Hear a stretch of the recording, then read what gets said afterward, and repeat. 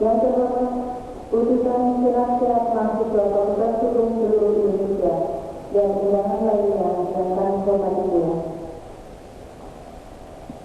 Pertama-tama, sepatutnya kita panggil satu bersyukur terhadap Tuhan Yang Maha Esa untuk Sang Diwasa, yang mana dan salinan serta limpah rahmatnya lah kita pada hari ini dapat berkumpul di ruang yang sederhana dan mulia ini. Setelah melalui kesempatan ini pula saya mengucapkan selamat malam Hari Nasional Ikatan Senat Mahasiswa Hukum Indonesia hari ini. Dan melalui kesempatan ini pula kami menghadirkan maaf atas keterlambatan kami dalam penyelenggaraan acara ini, yang mana sangat sesuatu dan lain hal. Tetapinya kami mulai jam 19.00 tapi baru kali ini dapat kami menyelenggarakan. Kiranya Bapak-Bapak serta hadirin undangan yang terhormati dapat memaklumi.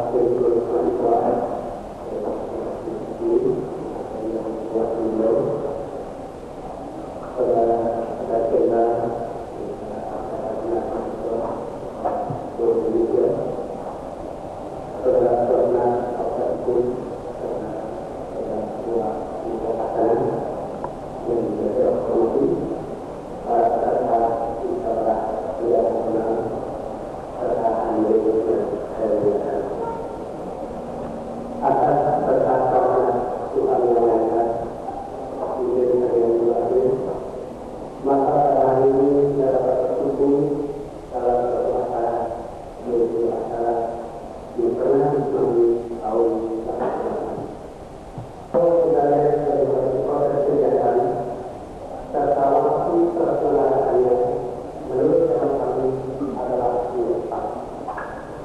Dengan kebenaran ini, maka ISMAHI sebagai suatu organisasi atau perlembagaan kemahasiswaan dalam hal ini mahasiswa hukum akan lebih tegas keberadaannya serta lebih mantap di dalam menatap proses kejadian ini. Di samping itu, melalui mukernas ini sedikit banyak ini nanti akan bertemu konsep-konsep gagasan-gagasan atau ide-ide yang terkait dengan dunia politik.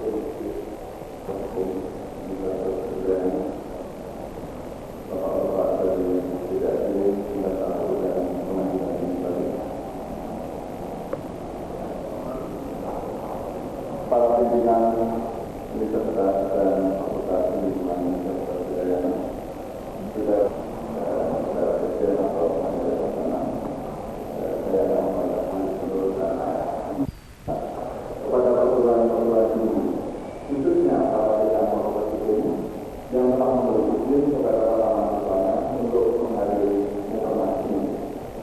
Tanpa bantuan dan pengertian dari staf pengajar, tidak mungkin program kurikuler yang merupakan upaya agar para mahasiswa kita mengukuhkan diri dalam bidang ilmu yang sesungguhnya atau profesinya. Jadi mungkin seperti yang dilakukan oleh ISMAHI.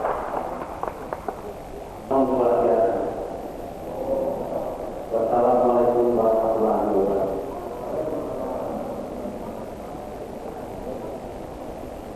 Yang kami hormati Bapak Gubernur Kepala Daerah Tingkat Bupati, yang dalam hal ini diwakili oleh Ibu Asisten Bupati Kuta. Yang kami hormati Bapak-bapak para rekan media atau yang mewakili beliau yang kami hormati. Bapak Ketua DPRD Daerah Tingkat Bupati yang mewakili beliau yang kami hormati. Bapak Direktur Kemahasiswaan dalam hal ini diwakili oleh Bapak Dr. Budi Subianto, Bapak Dekan, Sekretaris, Saudara Presiden ISMAHI yang kami hormati pula, para undangan, khususnya para peserta peternak yang kami hormati. Kita menyadari bahwa pembangunan manusia Indonesia itu termasuk di dalamnya pembangunan dalam bidang hukum.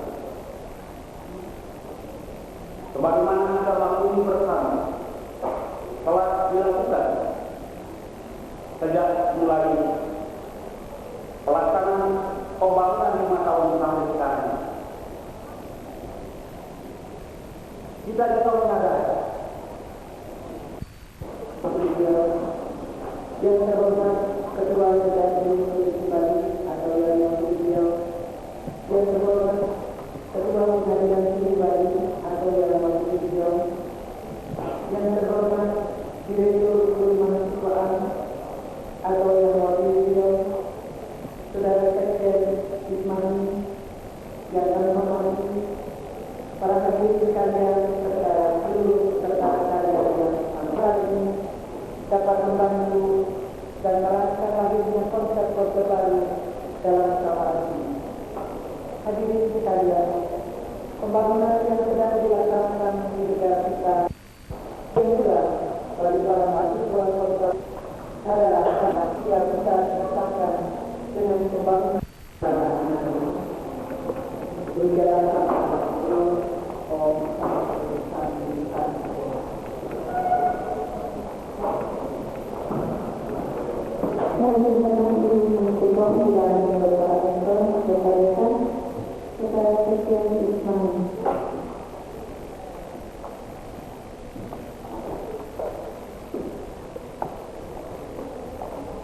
Ismail.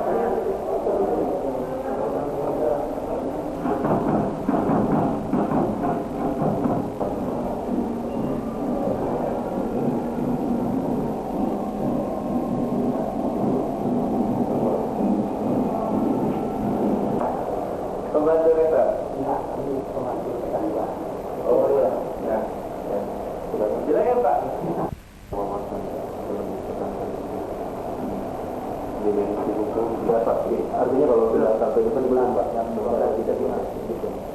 Ya. Dari tahun 1967 sampai sekarang,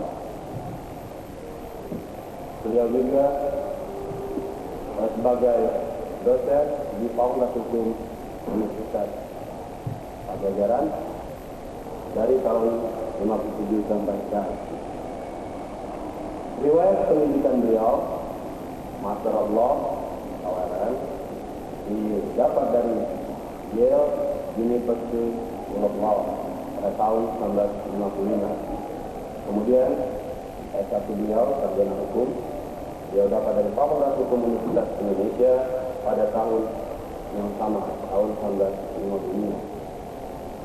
Doktor ilmu hukum, beliau dapat dari Universitas Pajajaran tahun 1962. Ingin saya sampaikan syukur dan selamat pada pengurus Ismani yang telah menyelenggarakan pertemuan ini. Saya pikir ini pertemuan yang kedua mengenai masalah-masalah hukum. Dulu mengenai kawasan Nusantara, di mana saya juga berkesempatan menjadi pembicara, dan saya anggap ini satu gejala yang menggembirakan karena menunjukkan bahwa mahasiswa hukum tidak ingin absen di dalam usaha pembaharuan yang sedang berlaku di negeri kita ini. Usaha pembaharuan itu meliputi segala bidang. Memang yang sangat menarik perhatian tentunya adalah bidang ekonomi. Dan kalau saudara ingat, tahun-tahun pertama kita atau pemerintah Orde Baru mengadakan usaha pembangunan secara berencana, yaitu dengan adanya pelita pertama yang dimulai tahun 1969. Itu rencana pembangunan nasional waktu itu bahkan belum memuat satu bab mengenai hukum, tidak ada. Baru pada perintah kedua tahun 74 itu ada bab mengenai hukum. Empat itu ada bab mengenai hukum. Pokoknya sudah diakui lah ya, bahwa hukum itu sebagian daripada proses pembangunan nasional. Penting di dalam pembangunan. Ya. Baru-baru ini di dalam satu pertemuan yang diselenggarakan di DPP Golkar juga saya ungkapkan itu, ya, bahwa rupanya hukum itu belum begitu membudaya. Perlunya hukum di dalam kehidupan manusia itu masih belum disadari sepenuhnya. Memang sering didengung-dengungkan sebenarnya gitu. Tapi sering juga perbuatan itu menyimpang, tapi tidak apa-apa gitu ya. Jadi santai aja. Nah ini karena itu saya senang sekali ada inisiatif Ismani ini. Ya. Karena memang kalau tidak ada inisiatif semacam ini, ya akan dilupakan. Karena bidang-bidang lain itu memang lebih langsung terasa ya. Misalnya kalau tidak ada beras gitu ya, langsung terasa. Kalau turisme berkurang, kepala wisata menurun langsung terasa. Itu datang dari orang yang berperkara. Apakah langsung atau melalui pengacaranya? Pengacara juga banyak yang secara profesional sebetulnya memalukan. Nah, kalau perlu. Jadi keadaan kita ini sudah parah sebetulnya ya. Dalam mewujudkan tatanan dunia yang lebih baik, kita harus dapat menunjukkan bahwa di dalam melakukan diplomasi itu memang tidak lepas dari prinsip-prinsip dan ketentuan-ketentuan itu. Kita mulai saja di kawasan kita. Kita ambil sekarang bagaimana Indonesia itu membina ASEAN dan berusaha untuk membina Asia Tenggara yang aman dan damai dan sejahtera dan makmur. Bijaksananya pimpinan negara waktu itu yaitu Presiden Soeharto mengangkat Pak Adam Malik yang waktu itu Menteri Perdagangan sebagai Menteri Luar Negeri. Ini menunjukkan satu pilihan politik yang tepat.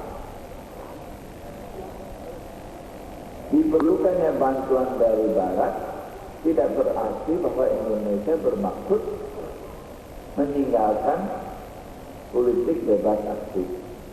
Sudah dapat raksasa, kalau saya pikir saya kan bukan raksasa.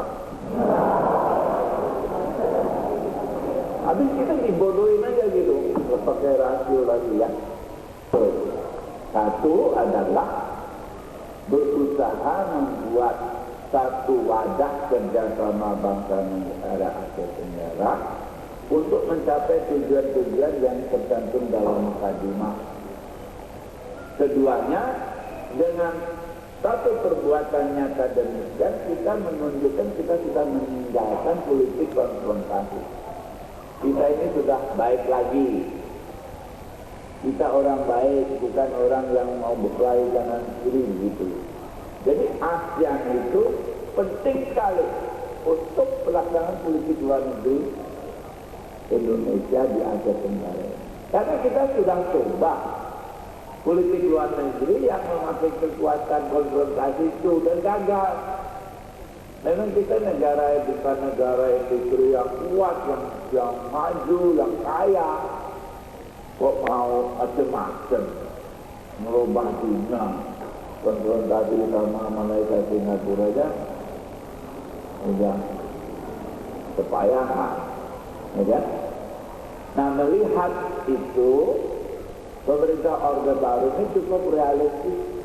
Mari kita konsentrasi dulu pada pembangunan, gak usah ngurusin orang lain, apalagi nyerang-nyerang. Karena nyerang Malaysia Singapura itu hanya kedok supaya tentara kita, angkatan bersenjata kita keluar. Nanti di sini dia ambil alih karena dia sudah musuh kekuatan di sini.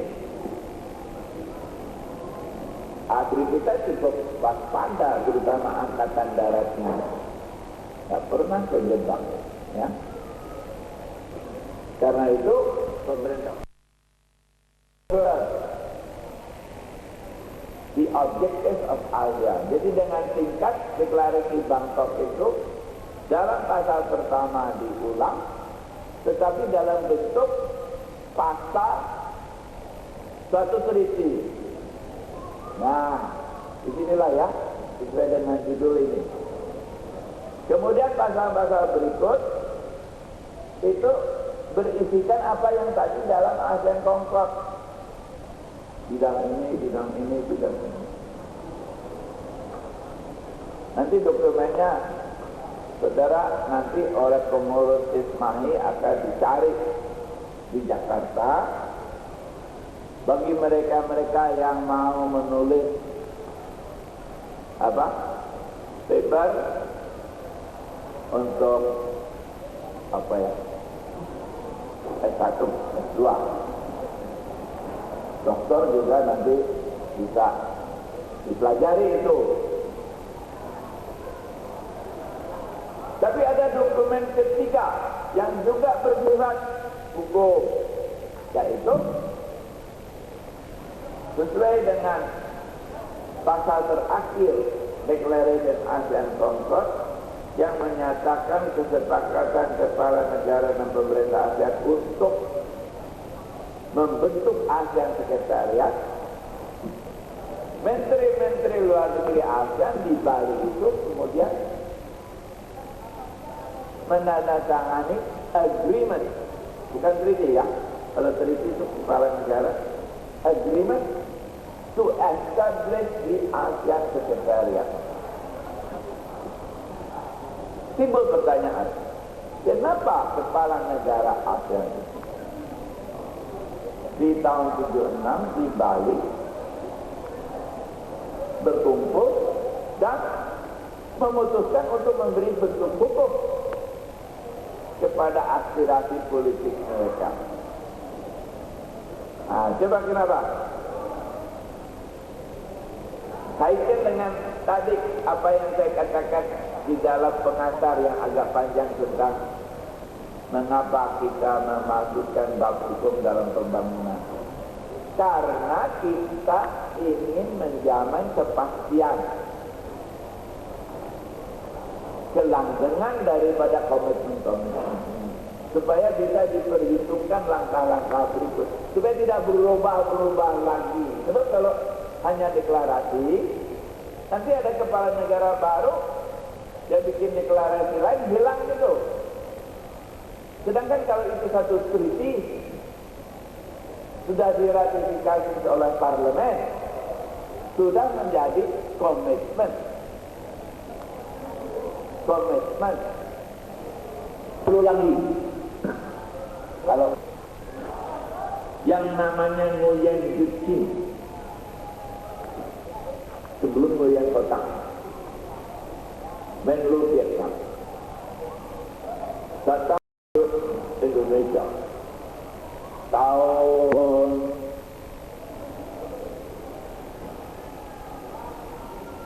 akhir 86, permulaan 87.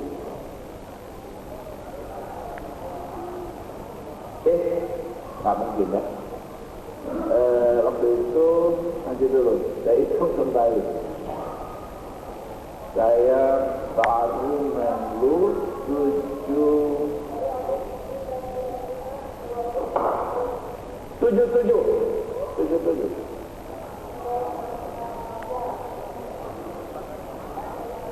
Ya 77. 78 dia masuk Kamboja. 78 ya. Nah 79 dia masuk Kamboja. Ya akhir 77. Akhir 77. Pertama kali Menlu Vietnam mengunjungi Indonesia. Saya waktu itu sudah Menlu, tapi AI. Saya sebetulnya nih, saya taruh tadi Menlu 78. Sebetulnya Oktober 77 saya sudah Menlu. Jadi mesti ditambah lagi. Bukan 10 tahun, tapi 10 tahun plus 6 bulan. Berhenti 23 Maret. Mulai Oktober, November, Desember, Januari, Februari, Maret, 10,5 tahun sebetulnya. Tapi administratif Pak Adam Malik waktu itu jadi ketua DPR MPR. Ingat nggak? Biasanya itu kan September ya, Oktober. Jadi saya 10,5 tahun. Tapi saya masuk buku cuma 10 tahun. Yang 6 bulan enggak. Jadi kan ad interim. Ya, Archangel. Tapi Archangel sudah menerima tamu. Nah ini cerita ya. Yang namanya Menlu Vietnam datang, saya yang menang perang, datang dengan pesawat sendiri, dengan rombongan yang cukup besar, tapi yang lucu, plus regu serdadu Vietnam sebanyak 12 orang untuk menjaga pesawat, tidur di bawah pesawat, di lapangan terbang. Untung gak ada kami. Oke, waktu itu masih Kemayoran. Dan kali ada nyamuk, saya tahu apa obat nyamuk tadi. Coknya itu bawa penjaga sendiri. Terus begitu datang, minta pesawat diisi. Kok gitu? Saya nonton gitu, saya jadi sebel. Saya pikir kurang ajar ini orang, saya ajar. Berani kurang ajar sama saya. Saya kan orangnya enak gitu ya, friendly. Tapi jangan dikurang ajarin dong. Orang dari Bandung itu baik-baik, itu jangan kurang ajarin. Tapi saya diam aja. Terus dia cerita, saya ngalahkan pasti. Mula-mula lupa. Jadi cerita ini perjuangan biasa 45 cerita perjuangan. Tidak? Kata problemnya Vietnam bukan kita. Kalau kita baik-baik. Dia cerita, kita berjuang lawan Jepang. Kita berjuang lawan Prancis. Kita berjuang lawan semua. Semua menang. Pikiran saya kapan mengalahin Rusia, tapi saya biarin aja. Tapi buktinya dia minta belum apa-apa dan minta pesawatnya diisi, nggak bayar lagi. Saya biarin aja. Nah, sudah dia cerita, saya bilang begini, saya kagum segera berjuang. Tapi saya tuh sebetulnya seperti Tuhan itu, seperti Tuhan sekarang ini, saya itu 20 tahun yang lalu begini. Sekarang saya jadi Menteri Luar Negeri, pemerintah yang mengutamakan pembangunan. Kita udah gak cerita lagi itu kayak Tuhan itu, gak lagi gitu ya. Karena sebetulnya saya ini, saya bilang ya, lihat, ya kan? Cakep kan? Bahasa Inggris lancar kan? Ya, terus kantornya kan lumayan ya, ada komputer.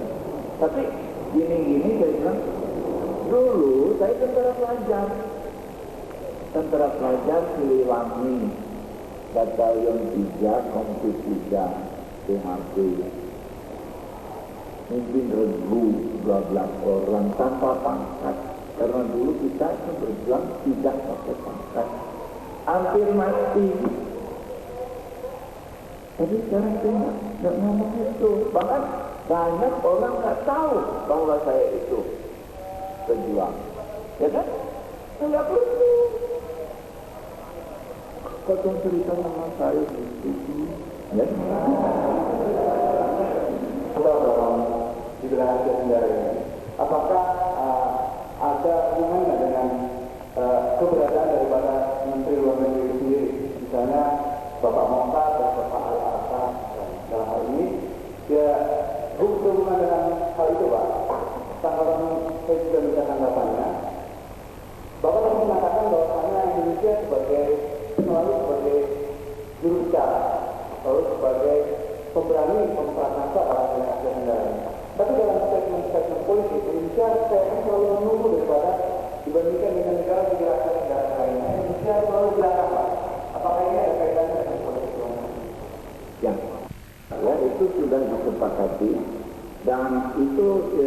bukan personnya tetapi jabatannya. Jadi Menteri Luar Negeri Indonesia dengan sendirinya sekarang dioper oleh Saudara Alatas. Ya, inisiatif dari Indonesia itu memang betul, tapi tidak berarti Indonesia harus bicara banyak. Ya, ini saya akan menanyakan masalah dengan informasi seperti katakan masyarakat ada keluhan dari pihak BPH sendiri bahwa salah satu kendalanya adalah pemerintah belum mencanangkan suatu pembangunan hukum yang prioritaskan kepada lain dengan pembangunan di bidang ekonomi. Jadi hukum selalu disebutkan. Makanya BPH menuntut soal seperti Bapenas. Nah ini bagaimana Pak kaitan? Bagian pertama daripada pernyataan BPH itu betul bahwa memang di dalam penentuan prioritas perundang-undangan itu kelihatan sekali ya, undang-undang yang menyangkut politik itu selalu cepat gitu ya, paket ini, paket itu, tapi kalau mengenai ekonomi itu kayaknya kurang disadari urgensinya. Jadi yang saya katakan di pertemuan diskusi lokal itu memang meliputi seluruh lapisan masyarakat ini. Hukum itu mesti. Ya ini gejala bahwa masyarakat kita ya belum begitu maju ya. Belum begitu maju. Saya untuk memutus hubungan diplomatik itu apakah masa politik dan kemudian dengan pemutusan hubungan itu apakah semua perjanjian internasional yang sudah menjadi tidak berlaku.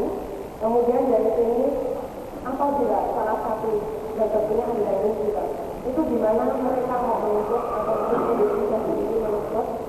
Dan kemudian yang terakhir beberapa waktu lalu Media Massa menyiarkan dan mungkin bahkan Bapak Presiden yang mengatakan kita siap membuka hubungan diplomatik apabila RRC berjanji untuk tidak mencampuri urusan dalam negeri.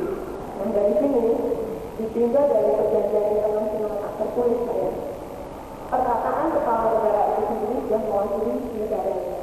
Nah, dapatkah RRC mendukung untuk mengadakan hubungan diplomatik ini?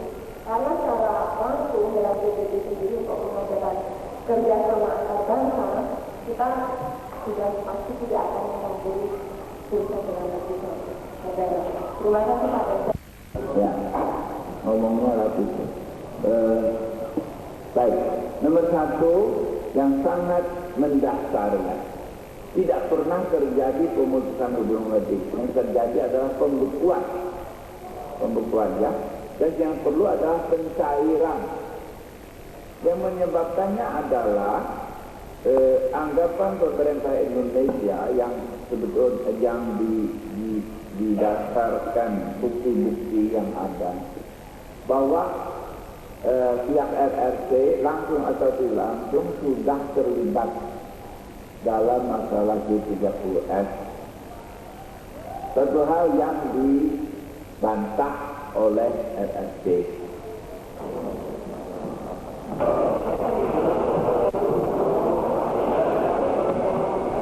Terima kasih rekan kita dari Aceh yang nampaknya menggebu-gebu soal budaya. Tapi nampaknya a priori juga untuk mengkaitkan soal kebudayaan dengan profesionalisme hukum. Soal budaya Bali atau daerah tujuan wisata, oke lah nanti kita bicarakan. Anda mau kemana, kami bisa menunjukkan tempatnya. Itu artinya kalau Anda sudah profesi di bidang itu. Nah ini maksudnya bagi kami juga tidak ada kaitannya antara profesionalisme hukum dengan kebudayaan budaya dengan diplomatik. Justru di sini kita melakukan sesuatu, kemudian melaksanakan kemudian memberi penilaian. Di sini kita lihat sebetulnya diukur profesionalisme kita, tapi jangan kita takut kemudian untuk tidak terlalu memberikan penafsiran yang terlalu sempit akan topik yang kita bahas ini. Jadi semuanya sudah kami mungkin usulan rekan Abbas tadi dari NDP. Nah, kalau memberikan usulan bagaimana kita melaksanakan satu jadi aspek nilainya itu harus dilihat secara demikian. Jangan ditafsirkan memang kalau kita lihat sekedar profesionalisme hukum, mungkin orientasi Anda cuma melihat pengadilan saja. Apa hubungannya kebudayaan dengan pengadilan? Tentu tidak. Demikian. Maksud kami, lihatlah wawasan untuk melihat satu aspek-aspek dari strategi itu terkait dengan profesi yang harus kita tekuni dari disiplin yang kita pegang. Itu yang harus kita lihat. Jadi kalau rekan-rekan berbicara soal budaya, oke. Saya yang dari Bali, rekan yang dari Aceh menyampaikan Danau Tobanya, nggak masalah dari Flores kah dengan Kelimutunya atau membuka wawasan berpikir kita. Jadi jangan terlalu a priori akan keadaan seperti ini untuk karena kondisi tertentu misalnya. Lebih baik kita terus terang saja. Kalau kondisi kita terus kita diam saja. Bagi saya demikian. Jadi kami dari mahasiswa hukum Perdana tidak memberikan sama maksudnya. Tapi mohon maaf dari dengan kata-kata sebelum ada yang lain seperti ini. Bukan daya nalar yang kita miliki masing-masing. Seperti telah kita ketahui, acara yang akan kita bilang adalah ceramah yang kedua, yaitu tentang hubungan antara diplomasi dan perkembangan hukum internasional. Untuk mempersingkat waktu,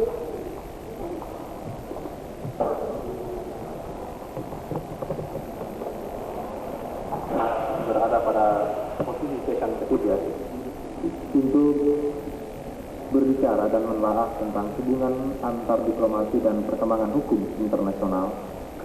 Dalam hal ini akan dibawakan oleh Pak Samsu Bakri Siregar, sarjana hukum, yang mengambil topik bahasan paradigma politik diplomasi dalam proses perkembangan hukum internasional. Saudara sekalian, mungkin sebagian di antara kita sudah cukup tahu siapa Pak Samsu Bakri Siregar. Tapi mungkin juga sebagian kita belum banyak tahu agar tidak terjadi kesenjangan psikologis dan kesenjangan intelektual kira-kira. Maka perlu kami Pak Samsu Bakri Siregar, sarjana hukum, lahir di Bandung pada 27 Februari 1938 dengan status seorang yang beragama Islam yang sekarang sudah berumah tangga dengan memiliki seorang istri. Pendidikan beliau menamatkan SMA tahun 1957, Fakultas Hukum Universitas Indonesia tahun 1963, kemudian khusus atasi per itu tahun 1964, kuliah pada School of Journalism Carleton University Ottawa pada tahun 1969. Kemudian External International Studies mengambil pada tahun 1977 dan TESPA pada tahun 1981. Kemudian juga beliau ikut kursus reguler angkatan ke-20 Lembaga Pertahanan Nasional. Saya kira banyak karir yang pernah kemudian karir yang dilalui beliau sejak tahun 64 di Darfur. Mulai bekerja di sana pada tahun 67 sampai 71 sebagai sekretaris 2 pada Duta Besar RI Ottawa, Kanada. Pada 71-73 Direktorat Amerika, pada 74-75 penasihat hukum delegasi RI pada International Commission for Control Supervision di Tiger, Vietnam. Pada 75 dan 79 pada Konsulat Kedutaan Besar RI pada Washington. Di 981 Biro Umum Kejaksaan Seksinan Darfur. Dan pengalaman di luar negeri ketika adalah Radio Angkatan Negara pada tahun 58 sampai 60, 64 sampai 67 hari Indonesia di Jakarta. Kemudian pengalaman konferensi internasional sekretariat banyak sejak sampai 75 sampai dengan 88. Dan negara yang pernah dikunjungi beliau pertama Kanada, Amerika Serikat, Inggris, Prancis, Jerman Barat, Belanda, Italia, Swiss, Spanyol, Kuwait, Saudi Arabia, Zimbabwe, Thailand, Singapura, Vietnam, Jepang, dan Yordania. Penguatan bahasa kira Prancis aktif dan pasif, Belanda pasif, Inggris aktif dan pasif.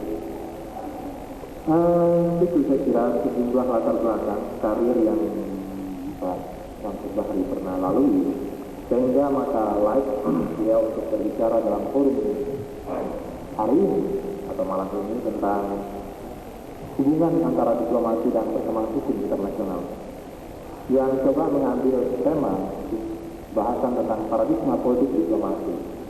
Karena tampaknya setiap diplomasi di semua orang, bahkan apalagi semua negara, mempunyai paradigma atau model-model tersendiri. Para peserta musyawarah kerja nasional yang saya hormati, saya ucapkan Assalamualaikum warahmatullahi wabarakatuh.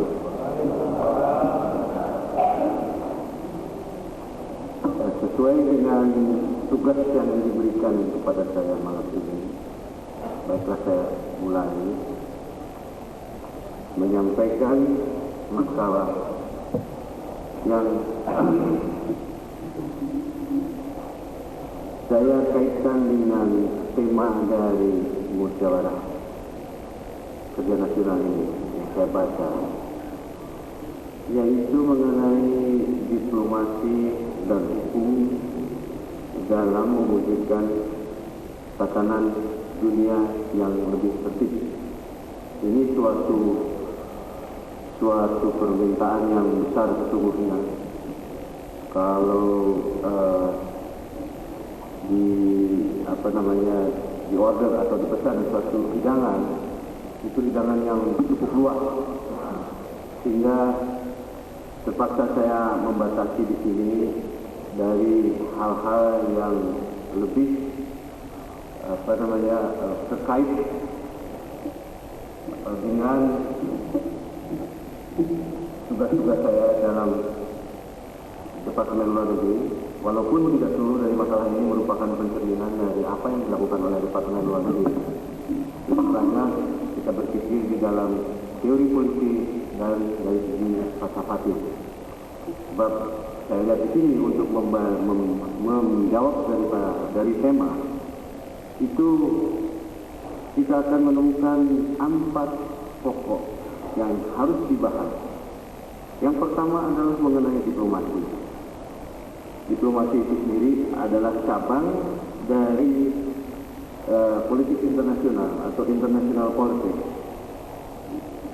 Saya yakin bahwa para peserta musyawarah ini dari Senat Mahasiswa Hukum tentu dalam disiplin dari hukum itu juga beberapa memperoleh introduction dari ilmu politik. Kemudian yang unsur yang kedua mengenai hukum, yaitu mengenai kerangka normatif dan hukum internasional. Elemen yang ketiga adalah disebutkan tatanan dunia. Itu kalau menyebut tatanan dunia, saya terbayang kepada suatu istilah dalam bahasa Indonesia, itu world order, itu tatanan dunia. Ini tentu kalau kita membicarakan tatanan dunia, kembali lagi akan kita membicarakan mengenai politik. Lalu yang keempat, di dalam tema itu disebut tatanan dunia yang lebih tertib. Wah, ini suatu gagasan yang memang baik dan idealis sekali. Sehingga kalau mengatakan tatanan yang lebih tertib, tentunya kita akan membahas suatu hal yang menyangkut persepsi yang lebih tertib. Anda mengatakan tertib, itu tentu dari pembicara yang tertib. Maksudnya konsep dari si pembicara yang tertib. Sebab kalau mengenai persepsi, tertib itu tertib menurut siapa? Ya, tertib umpamanya persepsi dalam politik. Tentu tertib itu ada di dunia ini kalau kita kaitkan dengan tatanan dunia. Persepsi umpamanya persepsi Amerika Serikat, yang pada prinsipnya kepada demokrasi liberalisme Amerika Serikat, mereka dalam konsep tertib itu tentunya idealisme mereka adalah to make the world safe for democracy, artinya membuat dunia itu aman untuk demokrasi mereka. Kemudian juga yang kedua kita melihat dari kekuatannya ada persepsi Uni Soviet. Tertib buat mereka adalah sesuatu konsep politik berdasarkan manajemen marxisme mensosialiskan dunia. Kemudian tertib lagi kita bisa lihat RRC semua. Anda bisa melihat di dalam literatur. Kemudian tertib menurut dunia ketiga. Dan last but not least yang terakhir adalah tertib menurut Indonesia. Nah, ini tertib menurut Indonesia. Tentu di dalam tatanan dunia dan serba gerak di dalam dunia ini, tertib menurut Indonesia tidak lain kita harus mempunyai pegangan untuk dapat mengatakan tertib. Dan tentu saja tertib ini mau tidak mau harus berdasarkan sesuatu falsafah atau pandangan hidup dari bangsa Indonesia yang terlukiskan di dalam falsafah atau pandangan hidup Pancasila yang juga termuat di dalam Undang-Undang Dasar 1945. Itulah saya kira bahan-bahan yang ada di dalam paper yang saya sampaikan itu sebagai introduksi.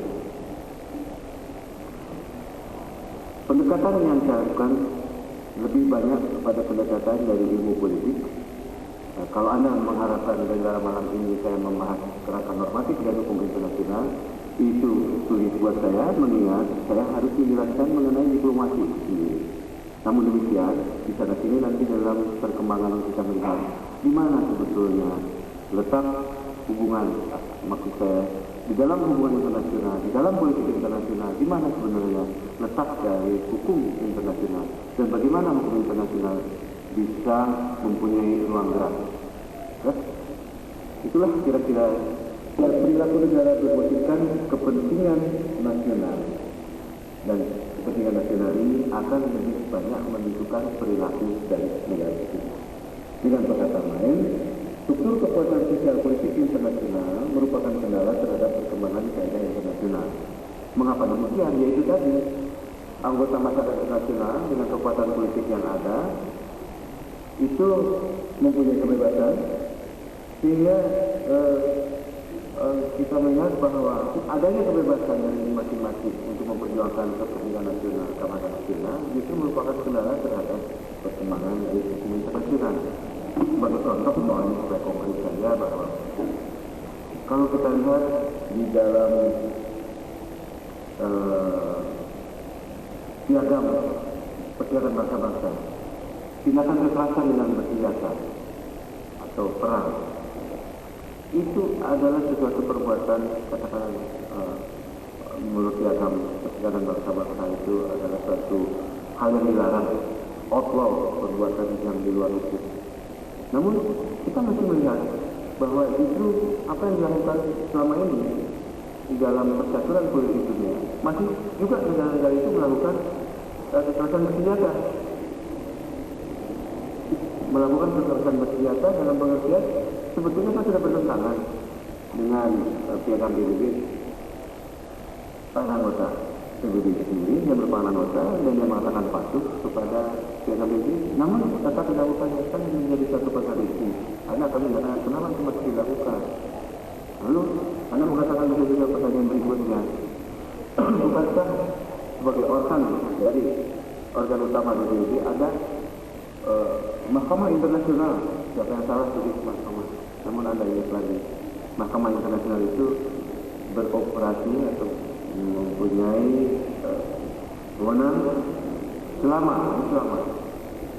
negara yang memasukkan perkara internasional itu pertama harus menyatakan bahwa ia tunduk kepada Mahkamah Internasional, dan kedua menyatakan dirinya akan mematuhi keputusan Mahkamah Internasional. Jadi setiap kali ada perkara yang akan diajukan, itu harus ada dokumen yang mengatakan bahwa iya saya akan mengajukan perkara, saya akan tunduk akan wewenang maupun keputusan. Jadi dengan lain perkataan, bila mana ada dua pihak, yang satu pihak tidak mau menyatakan begitu, perkara itu akan habis di telan waktu. Kendala terhadap dalam beberapa hal, kendala terhadap perkembangan hukum internasional. Ya, saya ambil contoh selain dari pelanggaran bersenjata oleh negara.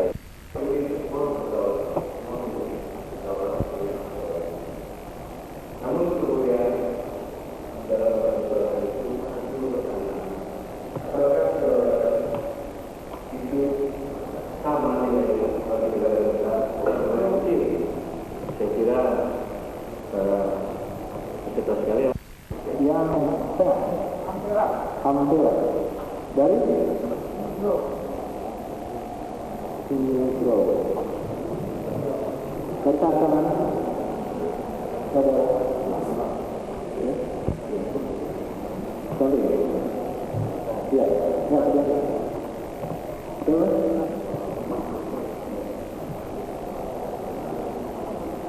Dari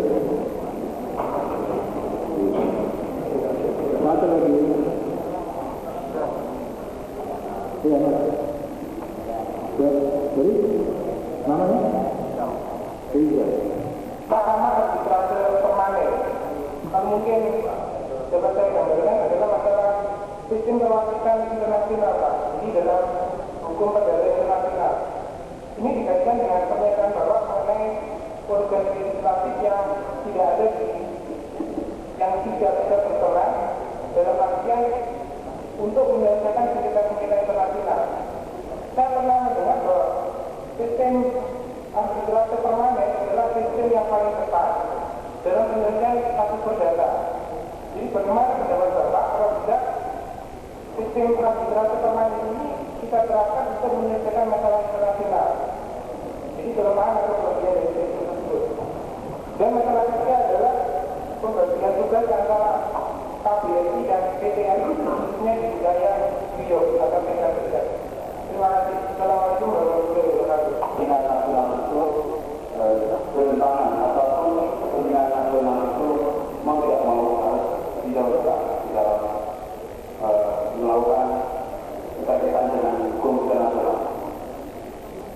Dalam melakukan diplomasi politik, maka dalam pilihan saya adalah negara itu harus menunjukkan keamanan nasional daripada dia mengikuti hukum internasional.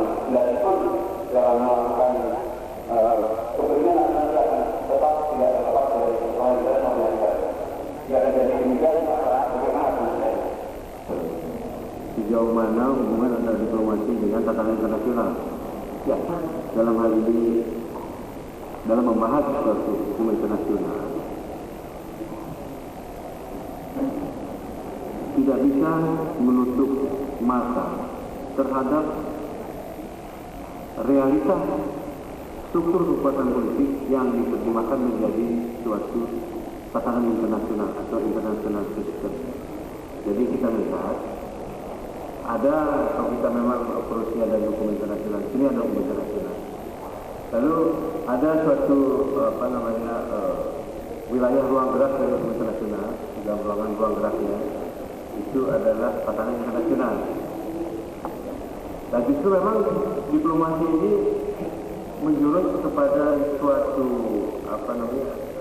tindakan satu negara dalam pengertian dinamika satu negara untuk mengayuh di antara mana prospek yang dilakukan yang lebih cepat, ya kan? Sebab kalau untuk mengatakan dalam hal ini suatu negara mengatakan ini sudah ada hukum internasional, kenapa sih tidak dilaksanakan saja? Ya ternyata tidak dilaksanakan. Mengapa? Karena ada kendala. Kendalanya itu adalah dari tatanan internasional itu sendiri. Ya kan? Mana yang lebih dominan, hukum internasional atau tatanan internasional?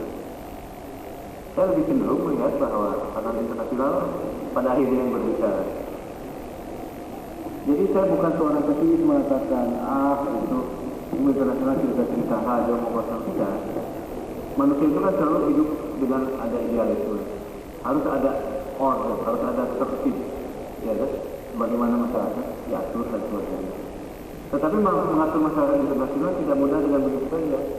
Kita melihat adanya ideologi yang berbeda, sistem politik yang berbeda, yaitu belum lagi barangkali tabiat atau trait dari bangsa-bangsa. Dari adanya banyaknya divergensi, perbedaan-perbedaan ini, tentu kita harus melihat adanya suatu, kalau diplomasi dijalankan dengan luas, harus melihat ada kesamaannya, ya kan? Itu kalau ideal, kalau ada. Tapi kalau tidak, akhirnya berbicara tentang internasional. Ya politik itu politik. Akhirnya secara realistis melihatnya politik itu apa? Berarti kekuatan. Saya dalam hal ini pendapat pribadi bahwa pada akhirnya apakah penilaian saudara Novanto juga teoritis ataupun hukum internasional sama, tetapi dalam kenyataan praktis dan politik dalam praktek itu tidak demikian. Ya kan? Kenapa? Karena negara itu memberi kekuatan pengakuan atas wilayah Nusantara. Wilayah kita itu menjadi kalau tidak salah 8 juta kilometer persegi, darat maupun laut, dengan lautnya. Daratnya kira-kira kurang dari sepertiga. Ya, jadi itu zona-zona ekonomi khusus itu besar sekali. Dan itu merupakan, kalau dilihat dari pandangan dunia internasional, Indonesia dengan wawasan konservasi Nusantara itu mendapat durian runtuh. We got a golden pound, satu wilayah. Nah itulah hari depan dari rezeki kita inilah di tangan anda semua itu. Dengan subbahasan paradigma politik diplomasi dalam proses pembangunan hukum internasional. Bahwa seperti yang perbincangan kita pada sesi tadi dan perbincangan awal dengan Pak Samsul Bahri, dalam mewujudkan tatanan internasional tertib dan damai, dihadapkan pada dua persoalan yang dikatakan tadi juga adalah di satu pihak adalah hukum internasional, yang kedua adalah tatanan internasional. Lebih kita utamakan hukum internasional ataukah tatanan internasional? Bahwa yang paling penting adalah tatanan internasional. Kalau demikian menjadi pertanyaan ulang, apa gunanya hukum internasional? Apakah hukum internasional itu dalam rangka mencapai tatanan internasional atau lain?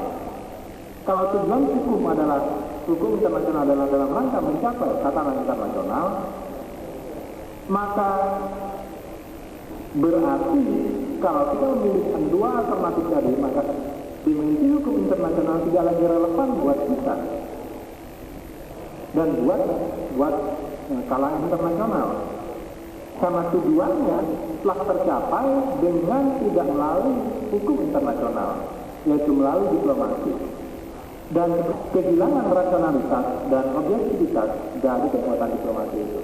Saya kira itu sebagai satu bahan masukan dan bukan merupakan kesimpulan forum ini untuk forum session komisi nantinya untuk menjadi bahasan. Mungkin ada rekomendasi dari kita dalam ada pihak-pihak yang terkait. Sekedar yang hadir dan ikut berbincang dan mengkaji bersama saudara malam ini. Dan mungkin ada dari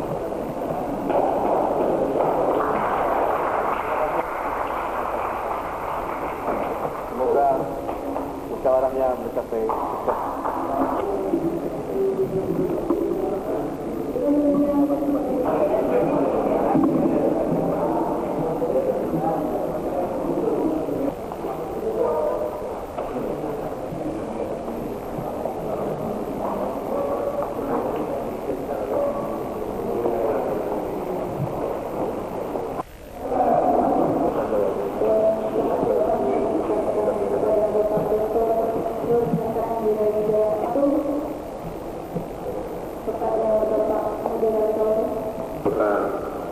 Musyawarah Kerja Nasional Ikatan Senat Mahasiswa Hukum Indonesia, di mana pada pagi hari ini kita bertemu kembali dalam satu session yang akan membawakan topik masalah praktis hukum dalam melaksanakan tujuan nasional di bidang diplomasi. Adapun pembawa masalah pada pagi hari ini adalah Bapak Hasan Wirayuda, Sarjana Hukum, MALD LLM. Lengkapi keberadaan beliau di sini, saya kira perlu juga saya kemukakan biodata dari beliau.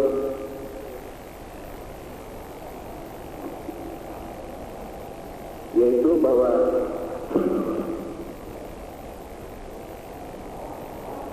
nama lengkap beliau adalah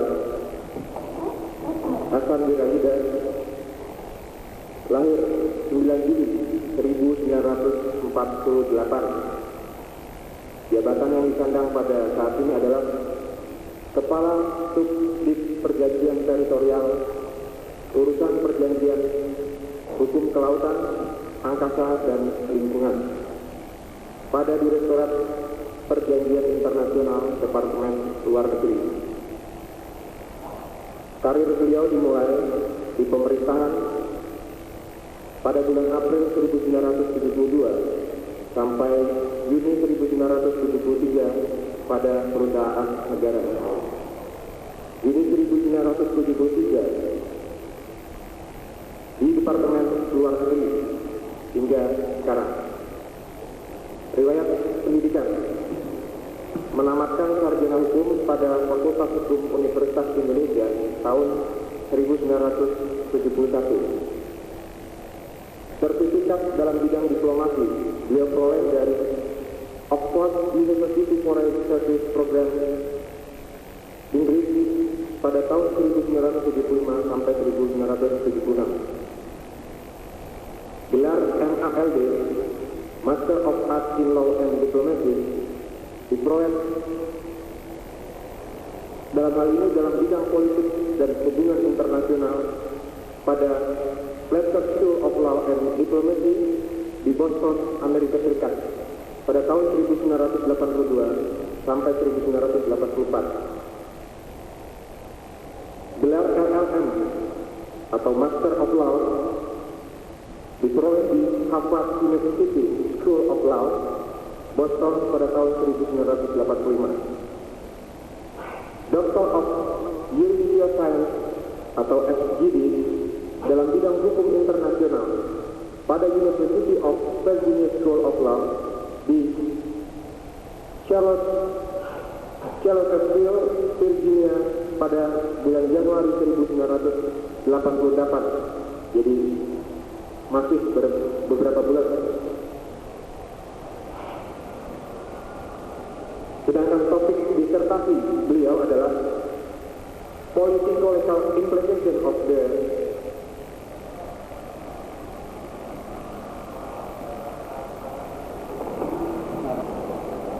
1982 non-district compensation of for the Asian member state. Sedang pengalaman selama di DEDU antara lain adalah: 1. Penempatan pada KBRI Kairo, Mesir pada tahun 1977 hingga 1981. 2. Pada Direktorat Organisasi Internasional 1981 sampai 1982. Sedang keanggotaan organisasi ilmiah adalah American Society of International Law atau disingkat ASIL. Saya kira biodata beliau sudah saya bacakan, dan untuk menyingkat waktu karena sesi pada kali ini dibatasi sampai jam 12. Sampai jam 12 yang para peserta Musyawarah Kerja Nasional Hizmahi 88 yang saya hormati. Assalamualaikum warahmatullahi wabarakatuh. Adalah merupakan suatu kehormatan bagi saya untuk memberikan ceramah pada Musyawarah Kerja Nasional yang mengambil tema seputar masalah hukum dan diplomasi. Saya menyambut baik ide Hizmahi sebagai organisasi profesional mahasiswa hukum di Indonesia untuk menyelenggarakan kegiatan dalam bidangnya. Pertama, karena masalah-masalah hukum dan diplomasi sangat berkaitan erat. Dari segi momentum penyelenggaraan ini juga sangatlah tepat karena pada tingkatan kehidupan nasional dan internasional sekarang ini, sekian hari, sekian intensif hubungan atau keterkaitan, saling tergantungan antar bangsa, sehingga kegiatan-kegiatan seminar seperti ini mudah-mudahan dapat membawa dan mengubah wawasan kita bersama. tentang masalah-masalah internasional yang kita hadapi. Dari segi profesi dan bidang hukum, sesungguhnya keterlibatan kalangan hukum, ahli hukum dalam masalah-masalah internasional bukan cerita baru. Malah kalau kita lihat sejak berlangsungnya hubungan antar bangsa dalam kehidupan yang modern, keterlibatan para ahli hukum sejak awal. Dan saudara tentunya ingat bahwa misalnya Bapak yang kali disebut Bapak Hukum Internasional sudah memulai pemikiran-pemikiran atau melahirkan pemikiran tentang satu tata hubungan internasional dan tatanan yang disebutkan itu sejak awal abad ke-17. Belum lagi kalau kita sebut banyak ahli hukum lainnya yang tidak begitu terkenal seperti Bapak Hukum Internasional ini. Jadi dari segi itu sangatlah tepat inisiatif dari MAHI untuk menyelenggarakan kegiatan yang memang merupakan bagian dari profesi hukum.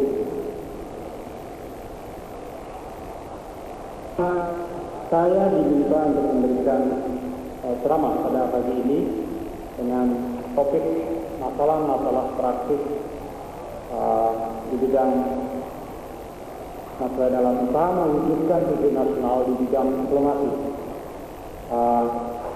Semula panitia meminta kepada Bapak Dr. Rasim Jalal kepada Badan Utang yang kebetulan berhalangan yang beliau mau disampaikan regret atau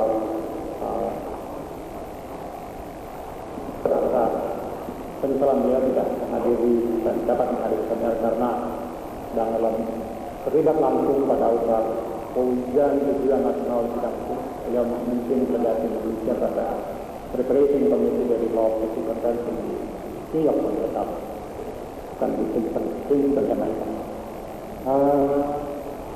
Karena itu di tengah dengan absensinya beliau, saya mewakili dan mudah-mudahan saya bisa memberikan kontribusi semampu saya juga dalam musyawarah kerja kali ini. Mengenai topik, tentunya kalau kita melihat masalah praktis hukum internasional, masalah praktis dalam pewujudan tujuan nasional pada bidang diplomasi, maka ada dua hal yang langsung terkait. Pertama, kita harus tahu tujuan nasional. Yang kedua, masalah diplomasi. Dua hal itu berkaitan. Yang ketiga, kalau kita lihat ruang lingkupnya, maka dari usaha perwujudan tujuan nasional pada arena internasional yang kita ambil hanya masalah hukumnya. Kita ada sedikit keputusan untuk menjabarkan masalah praktis yang dimasukkan dalam topik, tapi memahami sasaran-sasaran yang hendak dicapai oleh mukernas ini, maka saya mencoba menafsirkan dalam ruang lingkup yang akan saya bahas lebih banyak pada masalah-masalah hukum sebenarnya, jadi tidak terlalu praktis hukum, masalah hukum termasuk juga konsepsionalnya yang kita hadapi dalam usaha mewujudkan. Mudah-mudahan dari pihak panitia bisa kecewa dengan alternatif yang saya pilih. Sebab kalau melihat masalah-masalah praktis saja, kita akan berpacu pada hal yang relatif sempit. Masalah praktis hukum mungkin masalah pembuatan perjanjian, masalah ratifikasi, masalah ya itulah masalah-masalah yang kalau kita lihat secara lebih spesifik mungkin masalah yang tergantung dalam pasal 38 Statuta Mahkamah Internasional yang melihat hukum sebagai bentuk-bentuk formal, yaitu perjanjian, konvensi, kemudian custom, kebiasaan-kebiasaan ataupun keputusan pengadilan atau pendapat-pendapat ahli hukum yang dipakai sebagai sumber-sumber hukum. kita melihat akan membawakan dalam konteks yang lebih luas. Kembali kepada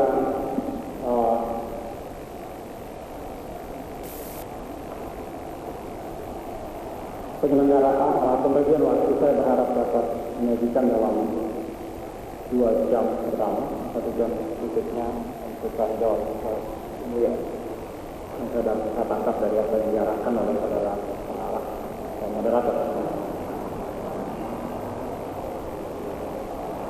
Berbicara mengenai usaha perwujudan tujuan nasional dalam bidang diplomasi, maka pertama kita harus clarify untuk pengertian diplomasi itu. Diplomasi dapat berarti satu, politik luar negeri. Misalnya dalam konteks kalimat diplomasi Indonesia, etc. Pada tahun ini atau pada 5 tahun ini akan, nah itu rupanya pada dimaksud adalah hubungan internasional atau politik luar negeri. Diplomasi bisa berarti satu cara atau metode untuk penyelesaian secara damai dari masalah-masalah internasional. Sebagai contoh, sengketa Iran-Irak telah diselesaikan dengan cara diplomasi. Maksudnya cara-cara damai dalam menyelesaikan konflik internasional atau perbedaan-perbedaan masalah dalam internasional. Diplomasi bisa berarti juga satu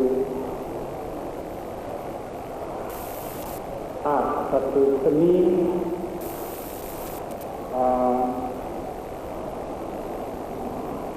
atau profesi, yaitu diplomasi, kehidupan diplomasi, bidang kehidupan atau profesi diplomasi. Tapi yang jelas dalam konteks judul atau topik diplomasi dalam artian politik luar negeri Indonesia atau hubungan luar negeri Indonesia. Terus kalau kita berbicara mengenai perwujudan upaya perwujudan tujuan nasional dalam bidang diplomasi, maka kita dalam bayangan kita, dalam benak kita mencoba menghubungkan antara dua konteks. Pertama konteks nasional, dan yang kedua konteks internasional, di mana arena di mana kita akan mewujudkan tujuan sendiri. Saya akan masuk dulu pada suasana internasional.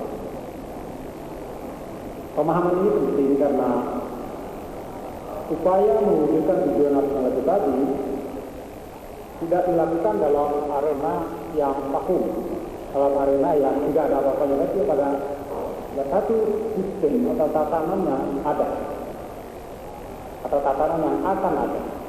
Tapi yang jelas ada yang ada, yang tidak ada. Kita lahir sebagai bangsa, sebagai negara merdeka pada tahun 45. Kita memasuki kehidupan sebagai warga terhormat dunia bangsa-bangsa, resminya sejak kita diterima sebagai anggota Perserikatan Bangsa-Bangsa pada tahun 50. Terus kita mulai memasuki kehidupan sebagai warga bangsa-bangsa yang duduk sama rendah, duduk sama tinggi. Besar sekali. Jadi pendekatan moral hukum yang kita ambil. Charter misalnya melarang perang. Itu sebagai norma. Perang itu sudah menurut charter atau piagam PBB tidak boleh. Tidak boleh perang. Tapi kecuali ada kecualinya. Ini lagi orang-orang hukum ini cenderung pintar bikin kecuali untuk untuk pertahanan diri bela diri. Nah, negara-negara yang sudah familiar dengan bahasa hukum dunia kembali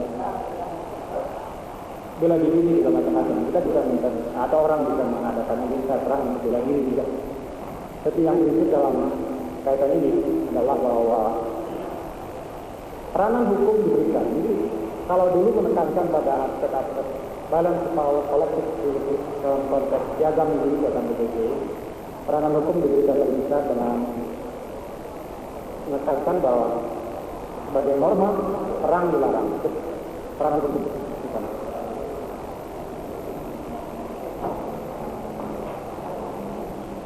Paling sedikit dengan dari periode 1648 kita melihat ada saling keterkaitan. Pertama, pada penekanan aspek-aspek politik, keamanan, atau kekuatan menurut saya, dan kemudian aspek hukum. Pada periode sebelum 45, aspek-aspek penggunaan kekuatan, power politik lebih besar. Dan pada periode 45 dicoba diberikan porsi yang lebih besar, juga pada teks hukumnya. Tapi paling sedikit dari perjalanan sejarah tadi jelas bahwa hukum merupakan bagian dari usaha menciptakan tatanan hukum. Pada pihak yang lain adalah aspek-aspek penggunaan kekuatan. Nah, tarik-menarik antara kedua ini demikian besar, dan nanti kita bisa menarik kesimpulan mana yang lebih besar dalam kata. Beberapa pertanyaan yang akan disampaikan kepada Bapak Penggeramat.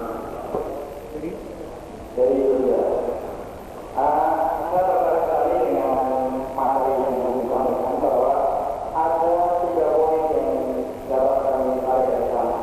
Yang pertama yaitu menyangkut masalah hukum dan diplomasi itu sendiri.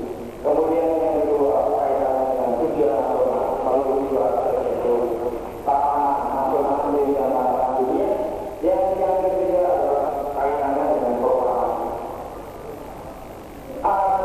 Permasalahannya adalah seperti bahwa hukum dan diplomasi merupakan suatu sarana atau media yang dapat dijadikan sebagai perwujudan untuk mencapai stabilitas tujuan nasional.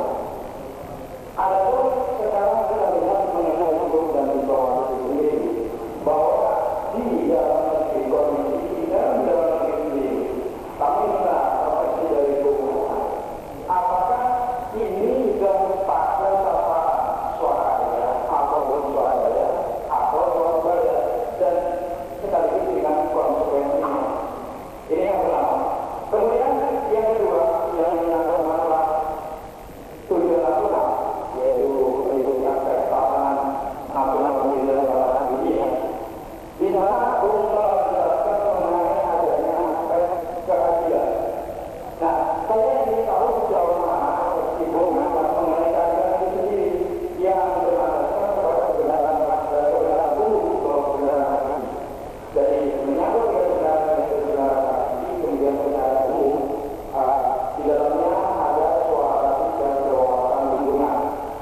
Yang kedua, keadilan dari itu yang berkaitan dengan proklamasi adalah bahwa proklamasi sendiri sesuai dengan yang diungkapkan dalam makalah yaitu mengenai pembukaan Undang-Undang Dasar 45 mencantumkan antara lain dapat dari kesimpulan adanya kemerdekaan fisik, kemudian kemerdekaan dari segi ekonomi dan kemerdekaan dari segi hukum.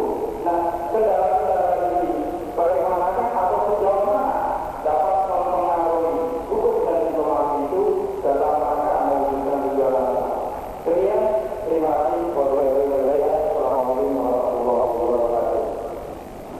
Antara hukum dan diplomasi sebagai media dan alat, saya kira memang saya katakan dikaitkan erat dalam usaha mewujudkan tujuan nasional. Dalam sejarah panjang dan lebar telah saya paparkan dalam presentasi tadi. Saya akan berlari mengenai pertanyaan yang pertama, apakah tatanan dalam negeri sudah merupakan tatanan sudah kita mendapat level swakarya atau swadaya, kita memastikan tatanan hukumnya. Secara tidak langsung saya pribadi bahwa